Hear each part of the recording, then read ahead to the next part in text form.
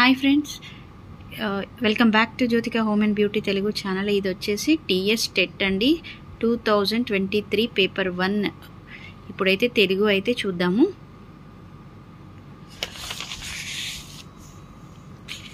తెలుగుకు సంబంధించిన paper 1 SGT వాళ్ళకి టెట్ అండ్ డిఎస్సికి పేపర్ 1, 2 రెండు మీరు చెక్ చేసుకోవచ్చండి.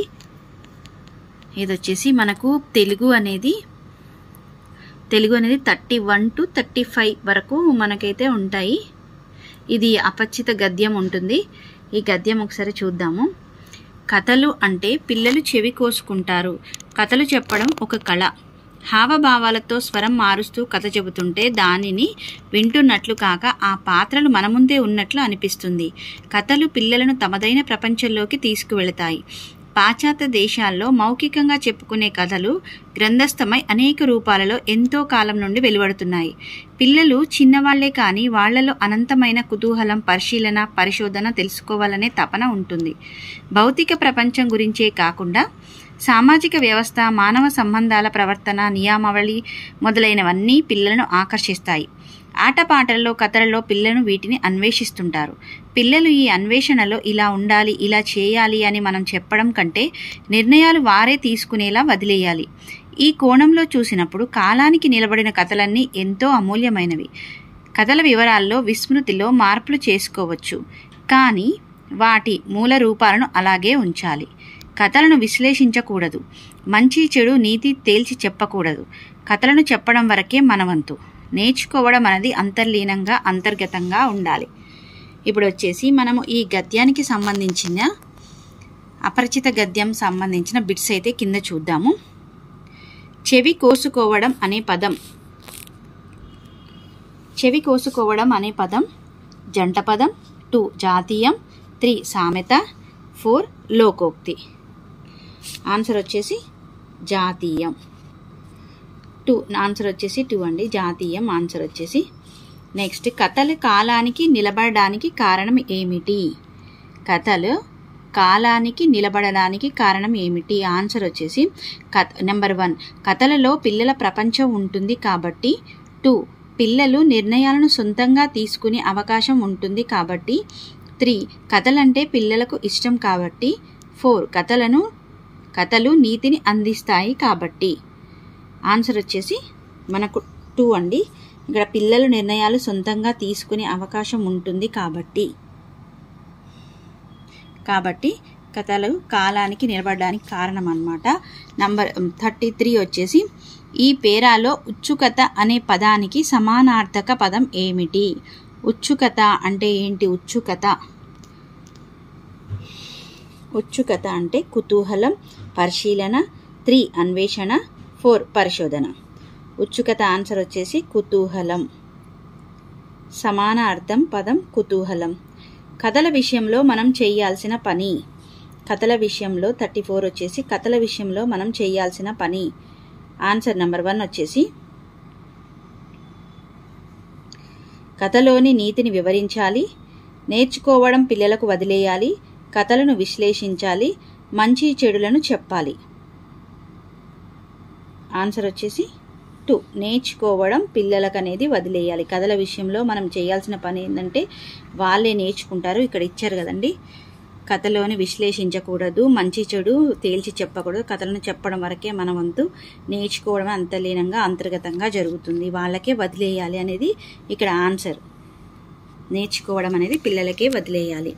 నెక్స్ట్ వచ్చేసి 35 మౌఖికం అంటే అర్థం. నెంబర్ 1 నోటితో చెప్పడం, ముఖ కవళికలతో చెప్పడం, గేయాల ద్వారా చెప్పడం. 4 హావభావాలతో చెప్పడం. మౌఖికం అంటే ఆన్సర్ వచ్చేసి 1 నోటితో చెప్పడం. మౌఖికం నోటితో చెప్పడం ఆన్సర్ వచ్చేసి. నెక్స్ట్ క్వశ్చన్, రెబెక్కా శిల్పం ఉన్న చోట. 36 క్వశ్చన్ అండి. రెబెక్కా శిల్పం ఉన్న చోటు. 1 Salar Jung museum. 2 national museum. 3 state archaeology museum Telangana. 4 Shivaji Maharaj Vastu Sangrahalaya. 36 answer వచ్చేసి సాలార్జంగ్ మ్యూజియం. ఆన్సర్ వచ్చేసి 1 సాలార్జంగ్ మ్యూజియం ఆన్సర్. చదువని వాడండు డగు అన్న కవి. 1 ఎర్రన, 2 మారన, 3 నన్నయ్య, 4 పోతన. ఆన్సర్ వచ్చేసి పోతన. 4 ఆన్సర్ పోతన. వెంకట 38 క్వశ్చన్. వెంకట నరసింహ కవి రచన. కుమార శతకం, 2 కుమారీ శతకం, 3 గాంధీ తాత శతకం, 4 భరతసింహ శతకం.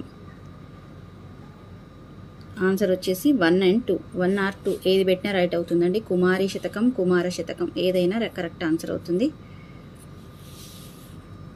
39 సమ్మక్క గాయపడ్డ చోటు. సమ్మక్క గాయపడ్డ చోటు. నెంబర్ 1 తల్లిగద్దె, 2 జంపన్నవాగు, 3 పిల్లగద్దె, 4 చిలకలగుట్ట. 39 ఆన్సర్ వచ్చేసి తల్లిగద్దె. తల్లిగద్దె దగ్గర సమ్మక్క గాయపడ్డ చోటు అన్నమాట. ఆళి పదానికి అర్థం.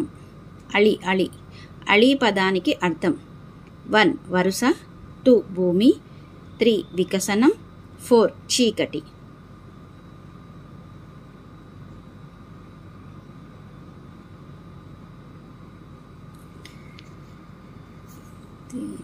ఆన్సర్ చెప్తానండి నేను. పులి పర్యాయ 41 పులి పర్యాయ పదం కానిది. పులి పర్యాయ పదం కానిది. ఇక్కడ ఏంటంటే మీరు కొంచెం టెన్షన్లో ఏం చేస్తారంటే పులి అని చూడగానే ఇక్కడ మనం ఏం టిక్ పెట్టేస్తామంటే పులి శార్దూలం, పులి అంటే శార్దూలం పెట్టేస్తాం. కానీ ఇక్కడ అడిగిన క్వశ్చన్ ఏంటి, పులి పర్యాయ పదం కానిది అని ఇచ్చాడు. ఇక్కడ మీరు ఏంటంటే పులి అంటే మీనింగ్ ఇదే కదా అనేసి మీరు ఇక్కడ కరెక్ట్ ఆన్సర్ 1 అని పెట్టేస్తారు. 1 కానీ 2 కానీ ఇది ఏదో ఒక ఆన్సర్ అంటే ఇది కొద్దిగా డిఫరెంట్ ఉంది కదా ఇది పెట్టేద్దాం అన్నట్టు ఏదో ఒకటి పెట్టేస్తారు. కానీ ఇక్కడ క్వశ్చన్ మీరు ఎప్పుడైనా సరే ఎగ్జామ్ హాల్కి వెళ్ళిన తర్వాత క్వశ్చన్ అనేది పూర్తిగా చదివిన తర్వాత దాని ఆన్సర్ అనేది మీరు చూసుకోవాలి. అక్కడ కానిది అడుగుతున్నాడా, దాని మీనింగ్ అడుగుతున్నాడా, పర్యాయ పదం అడుగుతున్నాడా, ఏం అడుగుతున్నాడో ఒకసారి చెక్ చేసుకోండి. పులి పర్యాయ పదం కానిది. కానిది ఏంటిది?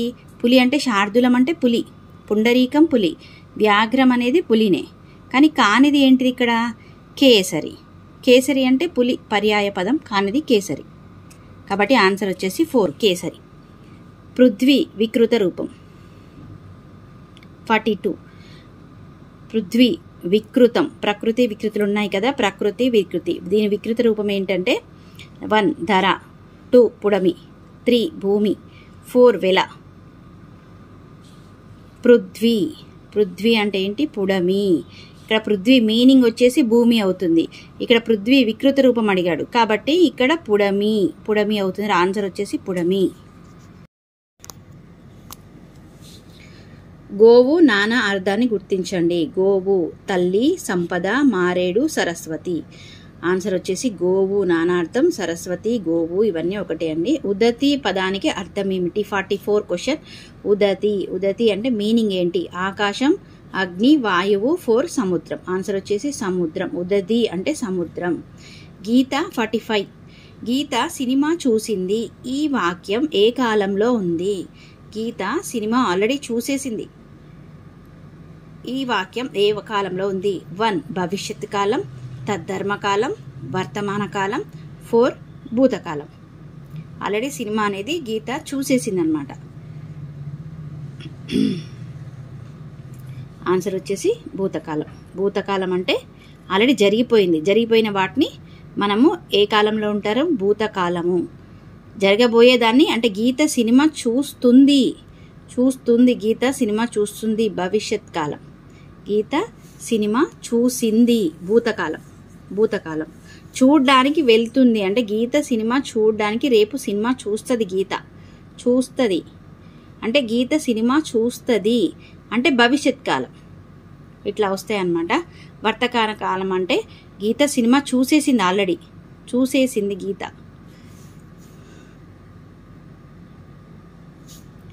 కాబట్టి భూతకాలం అంటారు దాన్ని. గీత సినిమా చూసింది, భూతకాలం. కింది పదాలలో అంతస్థాన్ని గుర్తించండి. 46 ఆన్సర్ వచ్చేసి 1 తల, జలం, శక్తి వంకర. అంతస్థాన్ని గుర్తించండి. 46 ఆన్సర్ వచ్చేసి వంకర. 4 is the right answer. 47 Godavari నదిలో నీరు నిండుగా ఉన్నది.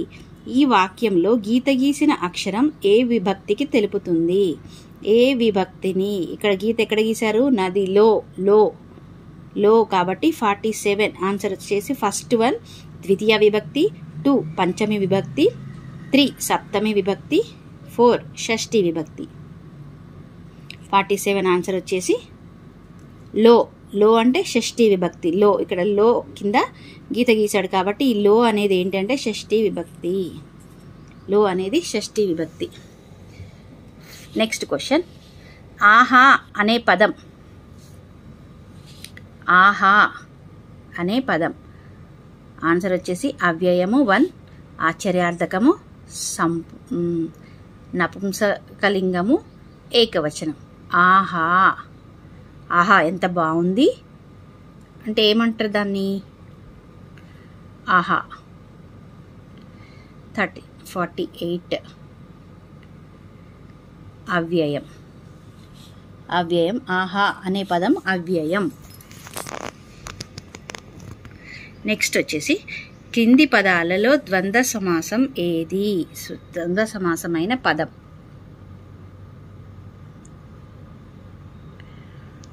ఇదెంత? 48. ద్వంద్వ సమాసమైన పదం. త్రికాలాలు, కష్టసుఖాలు, 3 దేశభక్తి, 4 గురుదక్షిణ. ఆన్సర్ వచ్చేసి ఏంటిదండి? కష్టసుఖాలు. కష్టాలు సుఖాలు ద్వంద్వ సమాసం. ఇక్కడ వచ్చేసి మళ్ళీ అపరిచిత గద్యం ఇచ్చాడు చూడండి. పద్యం ఇచ్చాడు, అపరిచిత పద్యం ఇచ్చాడు. చూద్దాం ఒకసారి. దగ్గర కొంచెము చెప్పెడు ప్రెగ్గడ పలుకులకు రాజు ప్రియుడై మరిత నెగ్గు ప్రజ కాచరించుట బొగ్గులకై కల్పతరు బొడుచుట సుమతి. రాజు దేనికి ప్రియం కారాదు? రాజు దేనికి ప్రియం కారాదు? ఫస్ట్ వన్ మంత్రుల చాడీలకు, 2 విజయకాంక్షకు, 3 ఆశ్రితుల మాటలకు, 4 రాణుల వలపులకు. రాజు దేనికి ప్రియం కారాదు?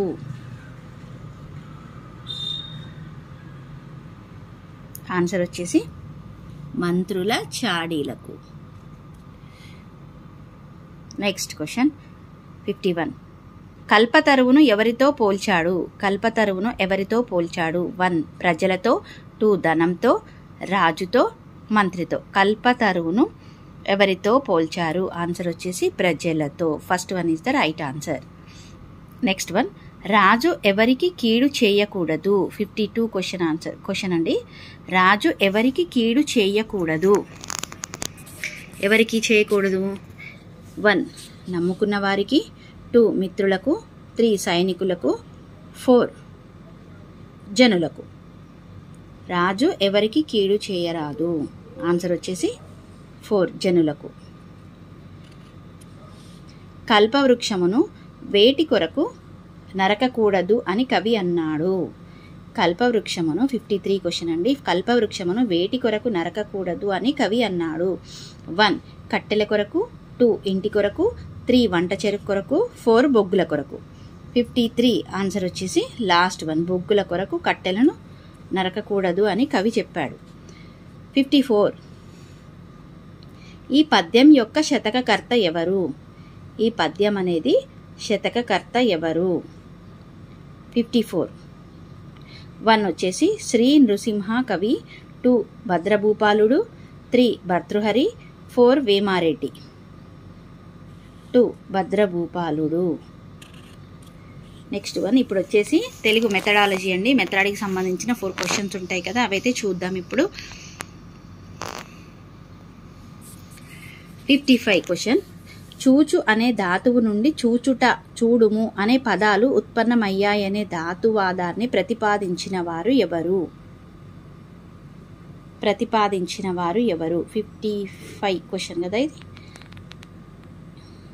యాస్కాచార్యుడు. చూచు అనే ధాతువు నుండి చూచుట, చూడుము అనే పదాలు ఉత్పన్నమయ్యాయనే ధాతువాదాన్ని ప్రతిపాదించినవాడు యాస్కాచార్యుడు. క్రింది వాటిలో ఊష్మాలు. క్రింది వాటిలో ఊష్మాలు. జ 1 ఞ ఇని ట ఠ షే హ ల అళ. గెస్ చేయండి. ఊష్మాలు ఊష్మాలు ఇందులోనే ఆన్సర్ ఉందండి. ఉష్ షే హ 56. Third one is the answer. 57 భాషా సమస్యను పరిష్కరించేందుకు త్రిభాషా సూత్రాన్ని ప్రతిపాదించిన సంవత్సరం. 57 question. 1964, 1968, 1965, 1962. 1968 is the right answer. Second one is the right answer.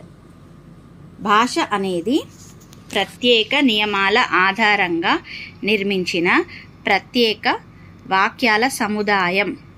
భాష అనేది ప్రత్యేక నియమాల ఆధారంగా నిర్మించిన ప్రత్యేక వాక్యాల సముదాయం అని అన్నవారు ఎవరు?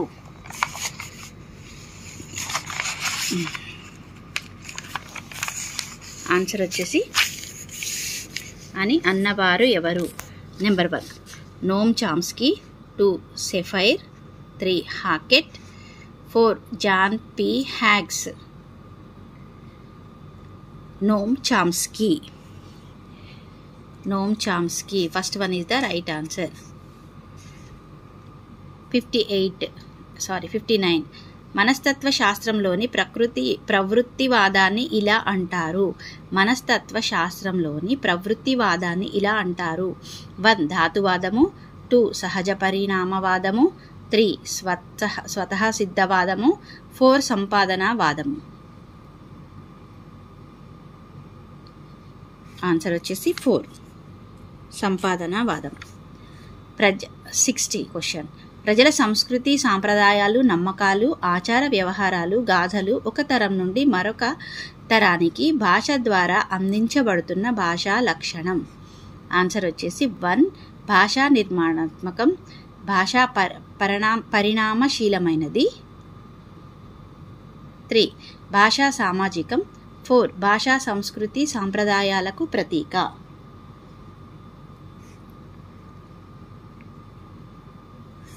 ఆన్సర్ వచ్చేసి 3 భాష సామాజికం.